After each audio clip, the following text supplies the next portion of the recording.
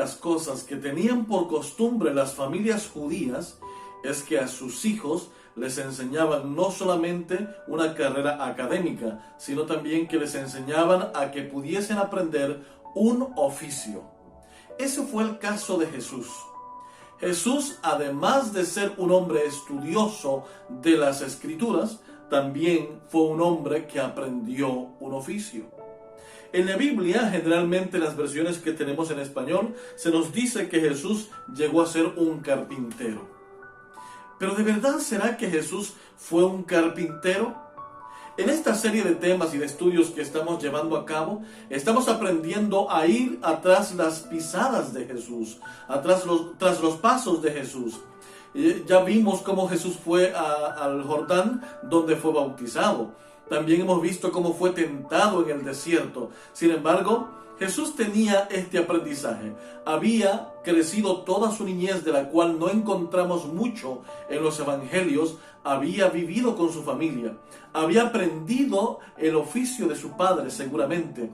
Había crecido y se había formado en el seno de una familia común y corriente, respetuosas de los principios de Dios, y una familia que no se perdía ninguna de las fiestas del pueblo de Israel.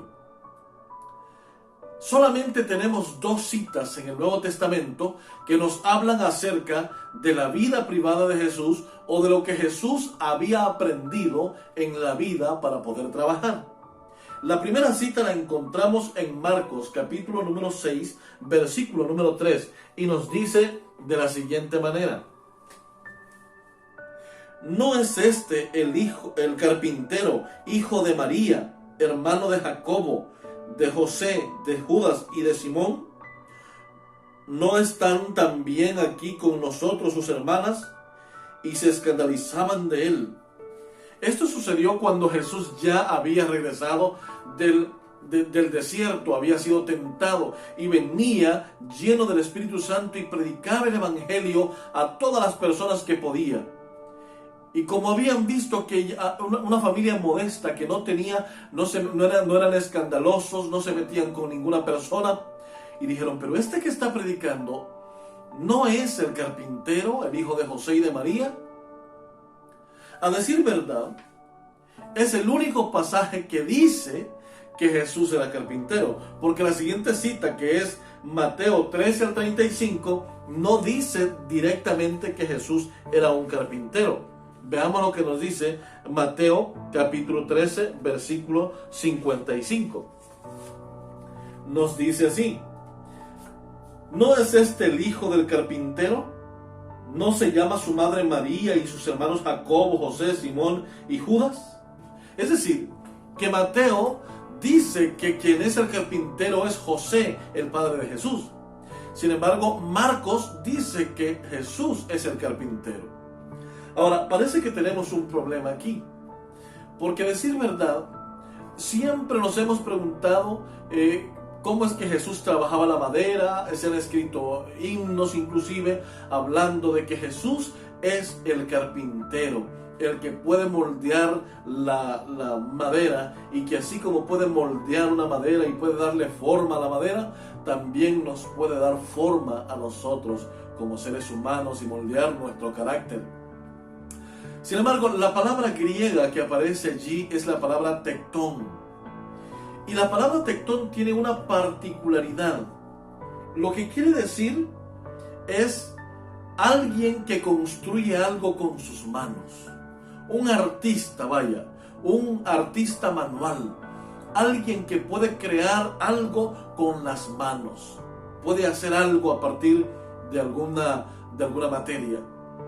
Sin embargo, no es para que algo dijera, para que la Biblia dijera que Jesús es carpintero, la palabra tectón debía ir seguida de otra palabra que especificara qué tipo de industria o qué tipo de oficio era en el que Jesús era un maestro o un artista.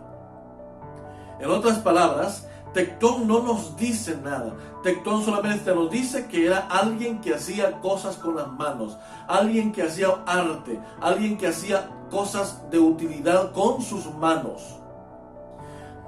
Ahora bien, así que la Biblia no nos dice mucho acerca de que si era Jesús un carpintero o no. Tenemos que ir y analizar el contexto entonces.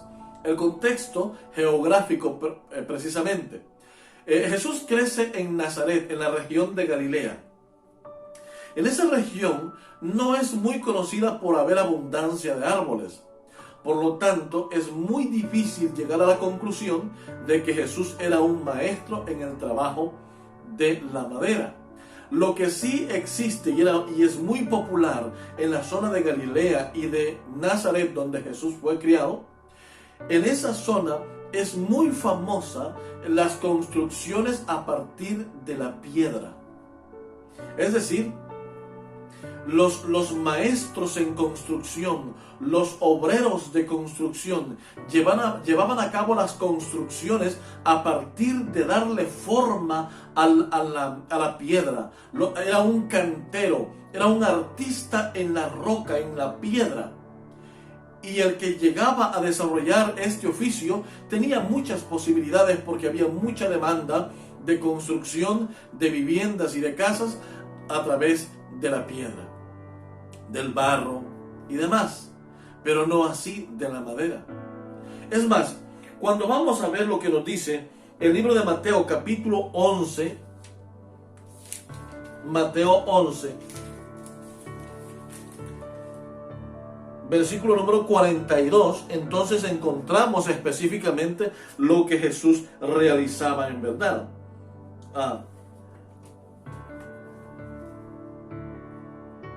21:42, perdón. Mateo 21:42 nos dice de la siguiente manera. Jesús les preguntó: ¿nunca leísteis en las Escrituras?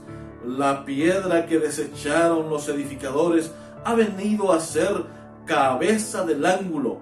El Señor ha hecho esto y es cosa maravillosa a nuestros ojos.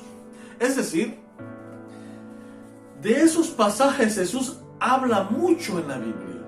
En el Nuevo Testamento, en las palabras de Jesús, Jesús usa mucho el ejemplo de la roca, la piedra angular, la piedra del ángulo, la piedra principal, la roca inmovible. Y podemos enlistar muchos pasajes en los que Jesús habla de la roca y de la roca. Lo que llegamos a concluir entonces es que Jesús en realidad era un cantero y no un carpintero. Un carpintero le da forma a la madera, pero es mucho más difícil darle forma a la piedra, a la roca. Los escultores tienen un trabajo muy difícil porque tienen que darle forma a la roca. Y Jesús era un escultor porque Él le daba forma a la roca. Él podía hacer de una roca una piedra angular. Y asimismo Él se presenta como la roca inmovible, la roca de vida eterna, la roca principal, la roca angular. Y entonces ustedes se preguntarán, entonces ¿cuándo apareció la primera vez o por qué tenemos en nuestras Biblias la palabra carpintero y no cantero?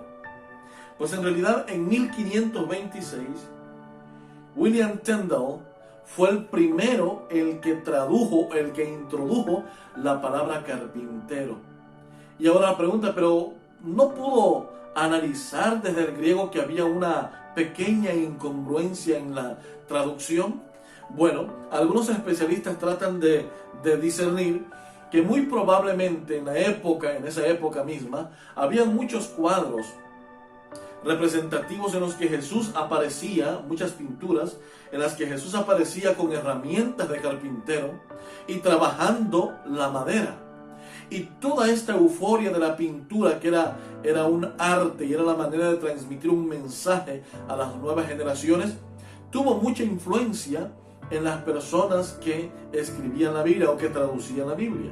Y seguramente inspirado en este tipo de cultura y de pensamiento, fue que tradujeron la primera vez el término carpintero en vez de cantero. Y el alemán, otros idiomas le siguieron la misma traducción. Es decir, que lo que tenemos en la Biblia entonces es a alguien que va mucho más de ser un carpintero. es alguien que trabaja con la piedra. Por eso es que nuestro carácter es tan difícil de moldear, que es muy parecido a la roca, a la piedra. Y solamente alguien puede moldearlo. Se llama Cristo Jesús. Por eso es que en la Biblia aparecen muchas parábolas, porque Jesús seguramente trabajaba con muchas cosas. Jesús habla acerca de las lápidas, habla de las cercas, habla de muchos ejemplos que pone en las parábolas, porque Jesús hacía muchos oficios, porque el ser un cantero le permitía incursionar en muchos de los oficios que eran muy comunes para los judíos. Es decir, Jesús por eso pudo levantarse de la muerte, por eso Jesús pudo levantarse de la tumba, porque también Él era un cantero. Él es la roca eterna, Él es nuestro refugio. Cuando viene la tempestad, Él es la roca en quien podemos cubrirnos.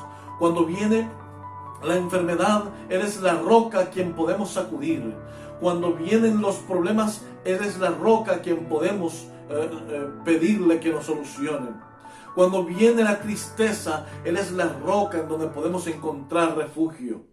Jesús, más allá de ser un carpintero, Jesús es un cantero, porque tiene que trabajar con tu carácter y con mi carácter.